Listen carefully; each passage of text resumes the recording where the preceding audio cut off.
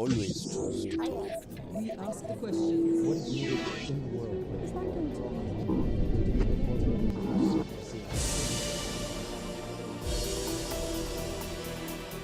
Shea proveo je 38 godina u NATO savezu, tokom kojih je zauzimao niz visokih pozicija u širokom rasponu područja. Bio je glasnogovornik te organizacije tokom ratova u Bosni i Hercegovini i na Kosovu, te pomoćnik generalnog sekretara za sigurnosne izazove i direktor za planiranje politike. Sada, profesor strategije i sigurnosti na Univerzitetu Exeter za Al Jazeeru govori o evropskoj sigurnosnoj arhitekturi i novim sigurnosnim izazovima. Professor Shea, hello and welcome to the Al Jazeera Balkans channel, and thank you so much for taking time to speak to us. Now, you are very familiar with the Balkan region. We'll be touching upon that at a later part in this interview. However, let me begin with the most pressing issues, the war in Ukraine. Just last week, Russia's defense minister, Sergei Shoigu, stated that the military equipment of the West is, quote, effectively dragging NATO into this conflict. And he warned that as a result, this could potentially lead to an unpredictable escalation. Is this something that NATO should take seriously? Well, good afternoon to you, and thank you very much for giving me the opportunity to speak to you today. NATO takes everything that Russia says seriously, of course, but that is not going to stop the NATO countries from assisting Ukraine, because under the United Nations Charter, Article 51, all countries have the right of self-defense, and they have the right to receive assistance from partners in terms of that self-defense. NATO is not a direct participant in the war in Ukraine. There are no NATO soldiers in Ukraine. NATO soldiers are not there either fighting, nor are they operating military equipment. The Ukrainians are wholly responsible for that. Clearly, although, yes, Russia is always trying to present this as a war between NATO and Russia, in which somehow the NATO allies are posing an existential threat to Russia, and Russia is really on the defensive. The facts, of course, do not show that to be true whatsoever. We're approaching in a couple of days the anniversary of the 24th of February, when Russia, totally unprovoked, launched this massive aggression against Ukraine. It's still the Russians who are attacking and the Ukrainians are defending. And it's not, in fact, NATO that's providing the military equipment to Ukraine. It's a group of about 54 countries. So in other words, yes, many NATO countries, but also many non-NATO countries, such as Australia, are involved in this broader effort as well. So what NATO is doing is perfectly legitimate under international law. It's helping a country which is the subject of a major and unprovoked aggression simply to defend itself, protect its population, and to try to recover its territory. Mm-hmm. Now, we've seen how the U.S. significantly increased its military presence in Europe last year following the Russian invasion of Ukraine. We have seen an increase in U.S. troops in the Baltics, in Poland, and in parts of Germany. What are the current priorities of the United States as a major military force within NATO for the security of Europe?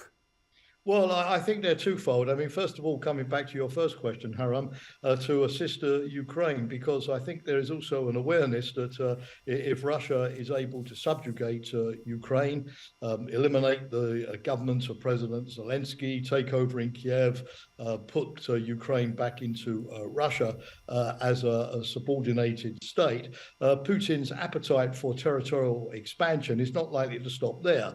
He's threatened Georgia, he's threatened Moldova. He's also launched threats against NATO member states as well, such as the Baltics and Poland. So I think NATO is aware that the ability to maintain an independent, sovereign Ukraine, able to defend itself against future Russian aggression, particularly after this current conflict, is also in NATO's fundamental security interest. A weakened Russian military, to put it frankly, is less likely to pose a threat to NATO in the short to medium term future. So Ukraine's security, yes, is very much part of NATO's future security. On the other hand, whatever the outcome of the Ukrainian conflict, and we hope, of course, for Ukrainian success, Russia is not likely to be friendlier to NATO or the West afterwards. It's going to be resentful. It's going to be revisionist, as we know. It will, over time, rebuild its military as well. So the other priority for the United States, apart from helping Ukraine to defend itself, is making sure that NATO's defenses are improved and in a stronger position to deter any Russian aggression against NATO. And deterrence means, of course, having sufficient forces to make it difficult for the Kremlin to believe that it could ever be successful. But if, nonetheless, the Kremlin did do something very foolhardy and to decide to invade a NATO country, then, of course, the alliance mustn't just be able to do deterrence. It has to be able to do war fighting as well, and to be able to effectively defend itself. So what the Americans are doing, and you rightly referred to this, Haram, is setting a good example by increasing their forces in Europe from 60,000 before February the 24th to 100,000 today, with F-35 fighter jets, American frigates in the Mediterranean, and also establishing an American Army Corps in Poland, which is quite significant. But of course, the United States is also encouraging the European allies to keep their commitment to spend 2% of their GDP on defense, and also increase their presence in Eastern Europe. And I'm pleased to say that many European allies are responding, for example, by establishing 3 new NATO multinational battalions on the Black Sea. A fourth is going to be added at a later stage, showing the United States that the Europeans are also taking this seriously and willing to share the burdens. Right, but we know that at one stage during President Donald Trump's mandate, the transatlantic alliance was severely shaken. How would you assess relations between the U.S. and its European allies today? Has the Russian invasion of Ukraine revitalized this alliance? Has it strengthened these ties once again? Well, you're right in saying that the Trump years were uncomfortable for NATO, particularly the criticism that Trump directed at the alliance, the accusation that the Europeans were sort of relying upon the United States without paying their fair share. Some of those Trump criticisms, though, were justified, let's be frank, and Trump did manage to persuade the Europeans to do what they needed to do, which was to sharply increase their defense spending and take the NATO commitment of 2% more seriously. Also, Trump did a lot of talking. But in reality, when you look at the facts on the ground, not much changed. The American forces stayed in Germany, despite Trump's threats occasionally to withdraw them. In fact, the Pentagon during the Trump years, Haram, spent 4 times more on American bases and infrastructure in Central and Eastern Europe than had happened under the Obama administration. So, as always, the picture is not black and white. It's various shades of grey. But Biden certainly, as a great transatlanticist, a supporter of NATO enlargement during his years in the Senate, has recommitted America to Article 5, the NATO Collective Defense Clause.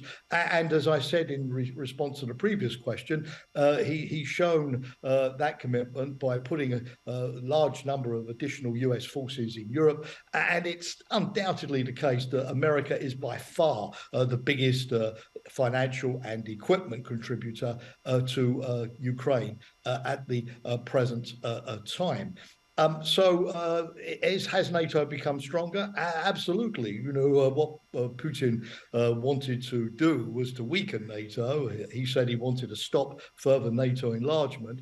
And he's got just the opposite. He's got Sweden and Finland coming into NATO, hopefully soon, which is a significant increase in NATO territory and also NATO military capability. And now he's got, the allies increasing their defense spending sharply, putting more forces into Central and Eastern Europe. So Putin has sort of reinvigorated NATO in a way that he probably did not intend. Exactly.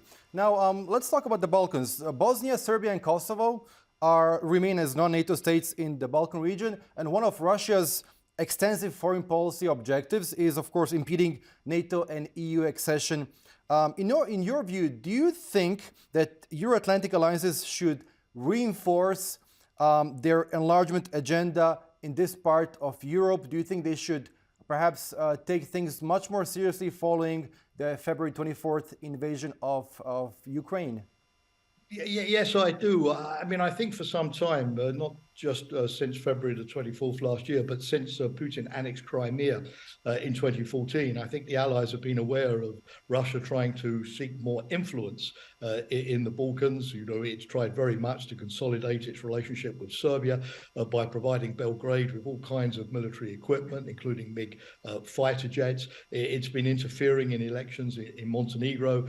That's well documented as well. It's been stirring up trouble in Bosnia, particularly supporting Dodik, Milorad Dodik in the Republika Srpska and the rest. It's conducted disinformation campaigns in North Macedonia. So NATO has been aware of that for some time.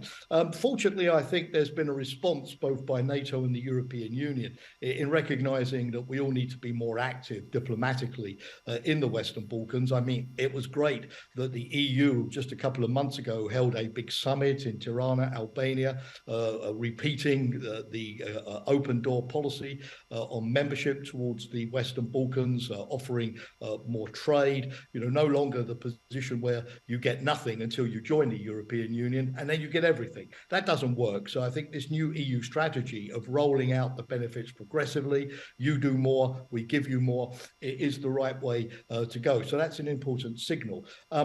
Secondly, when it comes to NATO enlargement, Harem, as you know, apart from Sweden and Finland, all of the more recent NATO member states have come from the Western Balkans. Right. We've had North Macedonia, finally, after the name issue with Greece was thankfully resolved. We've had Montenegro as well, Croatia back in 2008. So to some degree, NATO has been very much focused on this region. More recently, of course, NATO has been actively involved in crisis management between Belgrade and Pristina in Kosovo, because NATO, of course, with KFOR since 1999, continues to keep a major presence there. So yes, you're right, Russia has become more influential, China as well, Iran also has tried to have more influence, but I think, you know, the Brussels institutions are aware of what's going on and have really sort of, you know, made themselves more visible, repeated their commitments, and are offering more assistance to the region. So hopefully the region is on track to complete the process of Euro-Atlantic integration.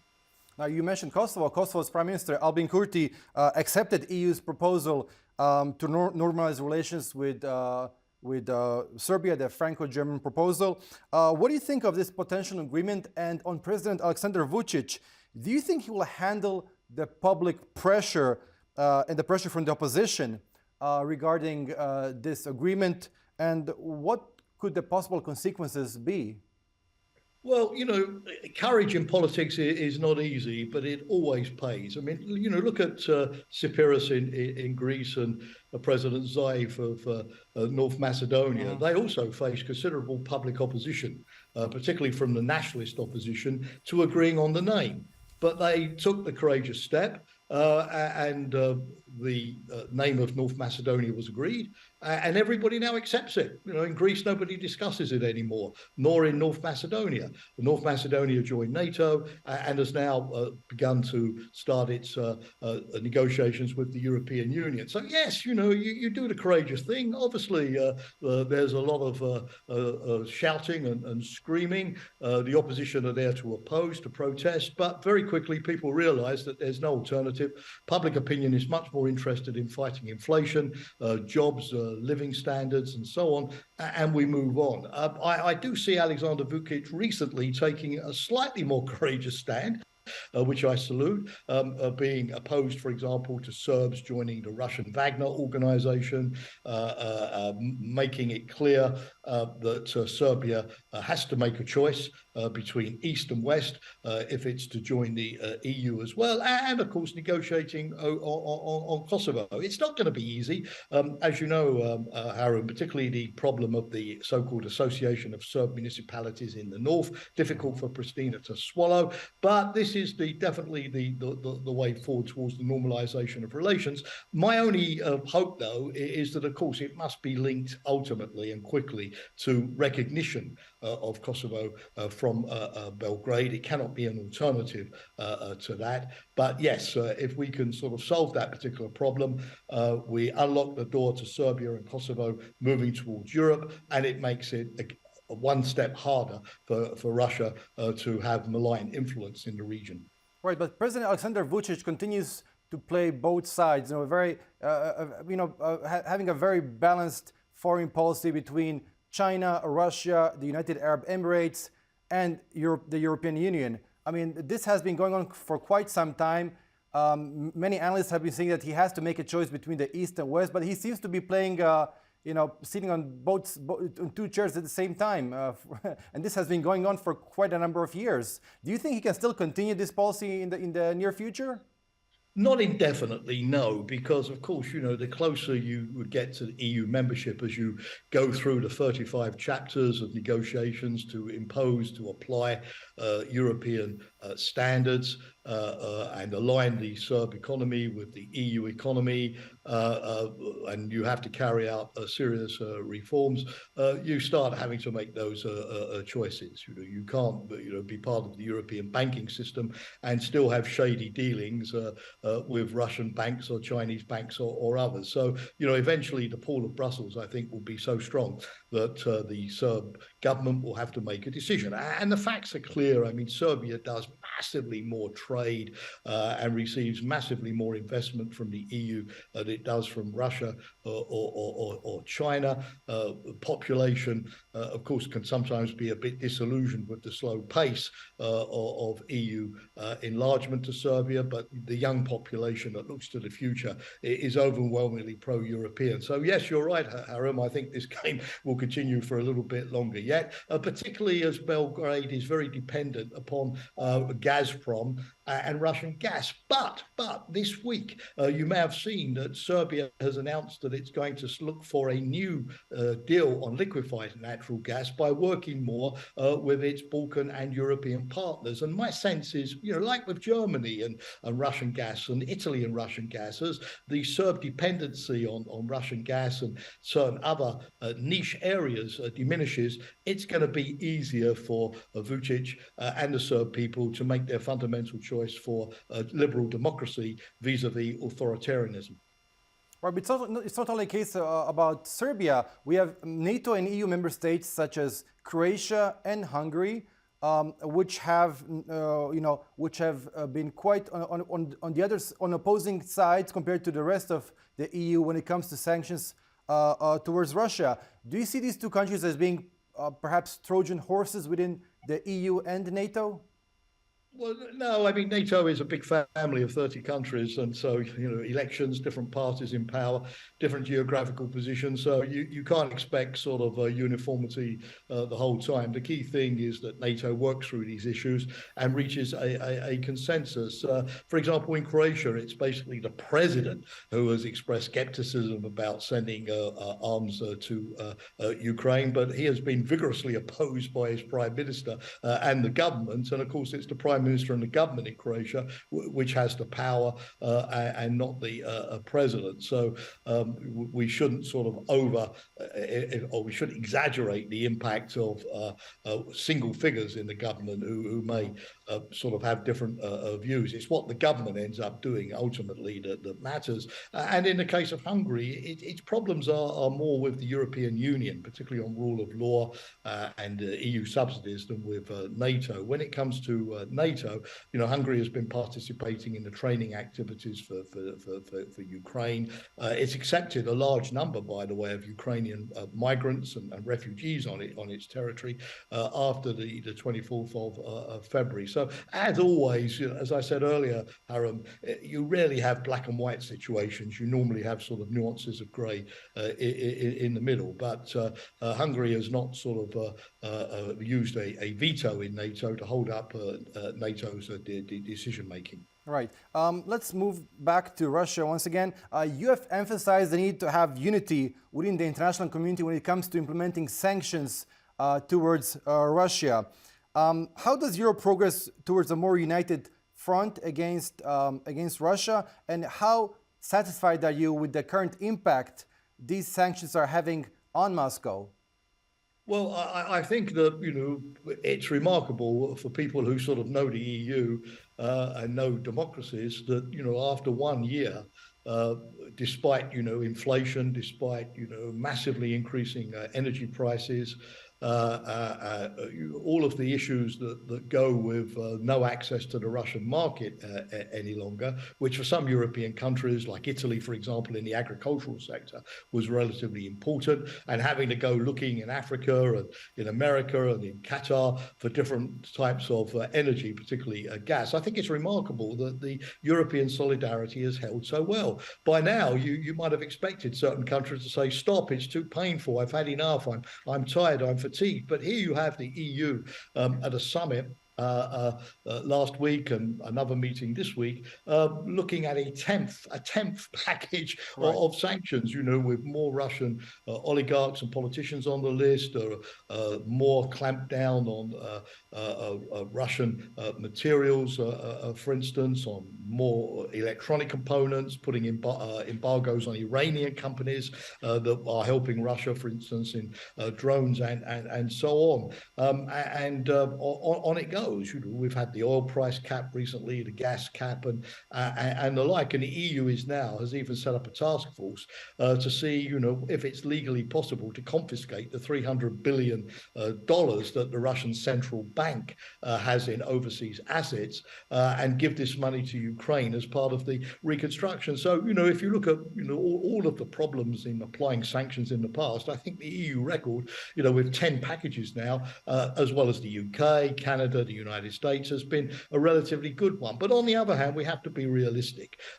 Sanctions, as we all know, take a long time to work. In the case of South Africa, a much smaller, more vulnerable country than Russia, it took 20 years before the South African government decided to accept black majority rule and the end of apartheid. In the case of Libya, with Colonel Gaddafi, it took 20 years before Gaddafi was willing to cease support for terrorism and hand over those Libyan intelligence agents responsible for blowing up the Pan Am flight in 1988 to hand them over for trial. So they have a slow cumulative effect. And of course, in the meantime, obviously, the Russians are intelligent people. They've anticipated all of this.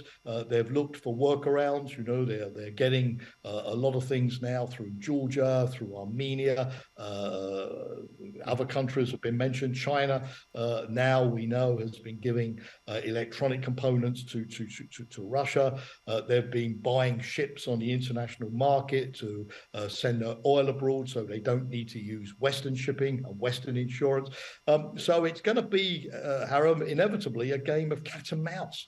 Russia trying to evade the sanctions, the West trying to reinforce the sanctions and to close the loopholes for a long time to come. So I have no doubt over time, in terms of living standards in Russia, access to technology, the brain drain, 1 million young Russian men have left the country because they see no future. These are all of the computer experts that Russia needs for its future. So I have no doubt over time, these will have an enormous impact on Russia. But of course, the Ukraine conflict is a short-term exercise, whereas sanctions are always going to be a long-term exercise. So yes, sanctions are a good, right thing to do, but they are not the panacea. You need to do other things as well, like giving weapons to Kiev to defend itself. Right. When you talk about weapons, I mean, the US, the United Kingdom, France, and Germany have decided to send, after a lot of negotiations, to send tanks to Kiev. As far as I know, these tanks will not be arriving before summer, perhaps even late summer. Why will it take so long? Well, that's a very good question. And certainly, the Jens Stoltenberg, the NATO Secretary General, my former boss, has rightfully been putting, the allies under a lot of pressure to speed this up and move it forward. Right. Okay. Why is it taking so long? Well, first of all, a number of the tanks like Leopard 1s and Leopard 2s are in a bad state of repair. Countries have not used them in Afghanistan or very much in the Balkans. So they've been, if you like, in warehouses gathering dust. So that many tanks have to be repaired and upgraded before they are in a condition to be given to the Ukrainians, and this has taken time. Secondly, there's an ammunition shortage, and this was very much the focus of the NATO defense ministers meeting yesterday. Countries have not been keeping their NATO commitment to have 30 days, 1 month reserve stockpiling of ammunition. And so production lines like Rheinmetall in Germany or in Norway, in the United States, have had to be reopened to start reproducing that ammunition again. Then there's the training of the Ukrainian crews, because it's no good giving them tanks before they have the crews who can operate them and who can repair them and who can maintain them. So it's not just the platform, it's the whole logistics capability to run that. For example, you saw at the NATO defence ministers meeting, the UK announcing that it's formed a consortium with about 7 other countries in Europe to fund the Leopard tanks in terms of ammunition, in terms of maintenance, in terms of spare parts. So I have no doubt that as the weeks go on, the Leopards will arrive, Leopard 1s, Challengers, American M1 Abrahams, the Ukrainians will get their tanks, and the logistics ammunition problems will be sorted out. But of course, speed is of the essence, particularly the Ukrainians need all of this now, quickly, particularly if the Russians are going to increase their offensive operations in the Donbass as we go towards the spring. Right, Professor, it was such a pleasure speaking to you. Thank you so much for your time once again. Thank you, Harry. Thank you for the opportunity.